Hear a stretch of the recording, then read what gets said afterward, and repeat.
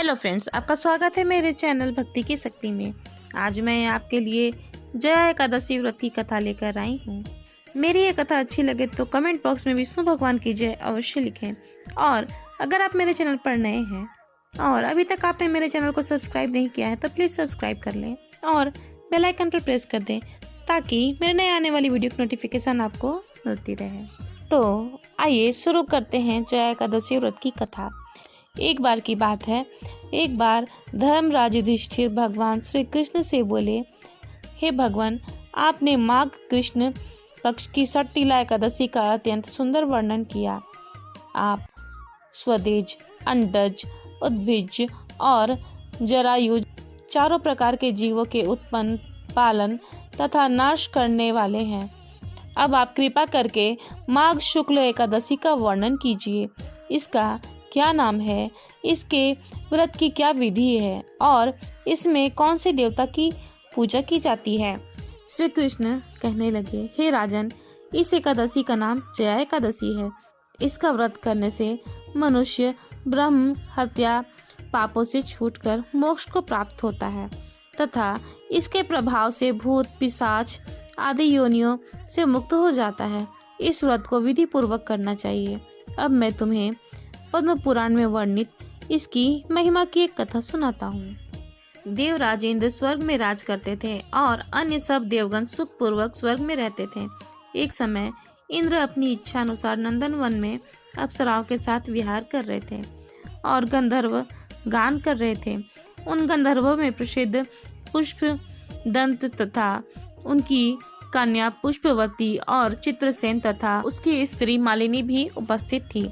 साथ ही मालिनी के पुत्र पुष्पवान और उसका पुत्र माल्यवान भी उपस्थित थे।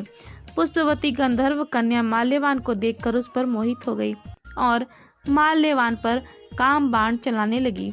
उसने अपने रूप, लावण्य और हाव भाव से माल्यवान को वश में कर लिया।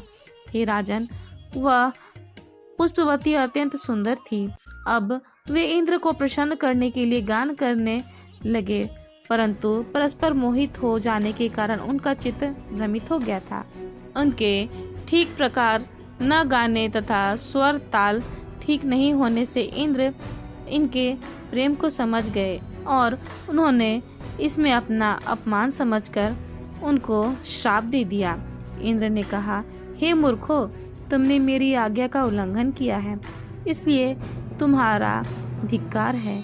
अब तुम दोनों स्त्री पुरुष के रूप में मृत्युलोक में जाकर पिशाच रूप धारण करो और अपने कर्म का फल भोगो। इंद्र का ऐसा श्राप सुनकर वे अत्यंत दुखी हुए और हिमालय पर्वत पर दुख पूर्वक अपना जीवन व्यतीत करने लगे। उन्हें गंध, रस तथा स्पर्श आदि का कुछ भी ज्ञान नहीं था। वहाँ उनको महान दुख मिल रहे थे। उन्हें एक क्षण के लिए भी निद्रा नहीं आती थी। उस जगह अत्यंत शीत था, इससे उनके रोंगटे खड़े रहते और मारे शीत के दांत बजते रहते। एक दिन पिशाच ने अपनी स्त्री से कहा कि पिछले जन्म में हमने ऐसे कौन से पाप किए थे जिससे हमको यह दुखमयी पिशाच योनि प्राप्त हुई। इस पिशाच योनि से तो नरक के दुख सहना ही उत्तम है, अतः हमें अब किसी प्रकार से पाप नहीं करना चाहिए। इस प्रकार विचार करते हुए वे अपने दिन व्यतीत कर रहे थे। देवयोग से तभी माघ मास के शुक्ल पक्ष की जया नामक एकादशी आई। उस दिन उन्होंने कुछ भी नहीं भोजन किया और ना ही कोई पाप कर्म किए, केवल फल फूल खाकर ही दिन व्यतीत किया और सायंकाल के समय महान दुख से पीपल के वृक्ष के नीचे बैठ गए। उस समय सूर्य भगवान अस्त हो रहे थे। उस रात को अत्यंत ठंड थी, इस कारण वे दोनों शीत के मारे अति दुखित होकर मृतक के समान आपस में लिपटे हुए पड़े थे। उस रात्रि को उनको निद्रा भी नहीं आई। हे राजन, जया एकादशी के उपवास और रात्रि के जागरण से दूसरे दिन प्रभात होते ही उनकी पिशाच योनि छूट गई। अत्यंत सुंदर गंधर्व और अप्सरा देह धारण कर सुंदर वस्त्र आभूषणों से अलंकृत होकर उन्होंने स्वर्गलोक को प्रस्थान किया। उस समय आकाश से देवता उनकी स्तुति करते हुए उस समय आकाश से देवता उनकी स्तुति करते हुए पुष्प वर्षा करने लगे। स्वर्गलोक में जाकर इन दोनों ने देवराज इंद्र को प्रणाम किया।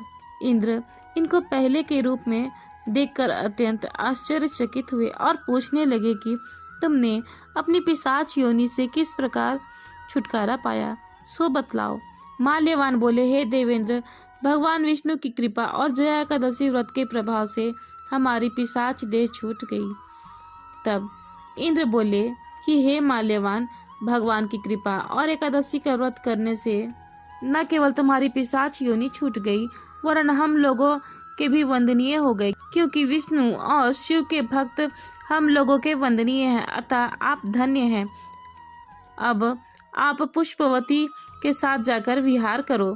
श्री कृष्ण कहने लगे कि हे राजा युधिष्ठिर, इस जया एकादशी के व्रत से बुरी योनि छूट जाती है।